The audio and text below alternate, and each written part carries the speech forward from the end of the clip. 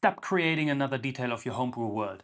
You don't need it. A lot of GMs spend weeks creating their homebrew world before the campaign even starts. NPCs, locations, factions, and then they burn out before session 1. Today I want to show you what amount of world building you actually need before your campaign starts. It's less than you might think. Hi, my name's Sam from No Rails Just Tales. Let's have a look at what you don't need before we have a look at what you actually need. You don't need a huge pantheon, hundreds of years of world history, dozens of locations, hundreds of NPCs, quests and stuff that might never show up in your game. You don't need all of that. If you have an idea of the bigger picture, that's useful. Write it down, but keep it simple. You don't need to know what's in the upper left corner of your world map. Leave gaps and use them as an advantage. They prevent you from locking into decisions right now that might not become relevant, and they keep you flexible and creative during the campaign. So don't go overboard. You don't need all of that. Okay, we know what we don't need.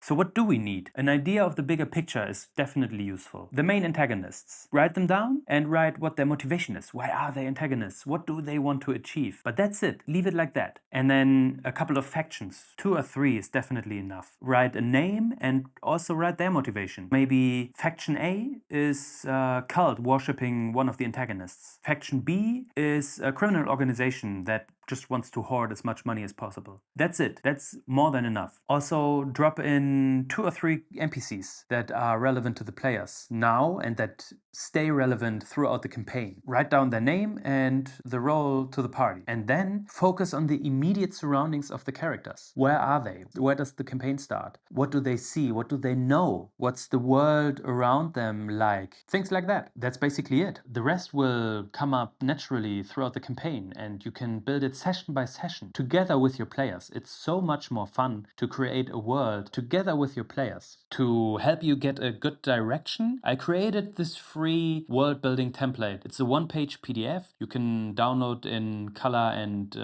black and white to print it out. And if you have some details to all of those things, you have more than enough to start your campaign. The link is in the description. You'll find it for free on my Patreon. As you see, this video is relatively short, and that's a perfect mirror for what your pre-campaign world building might look like. Short. You don't need to go overboard. Unless, of course, you enjoy doing so, then feel free, don't let me stop you. But you don't need a lot to start a game and to start your homebrew world. Create what's important now and leave the rest for the future. Stay flexible. Stay creative. Don't lock yourself into decisions that might not be relevant at any point in your game.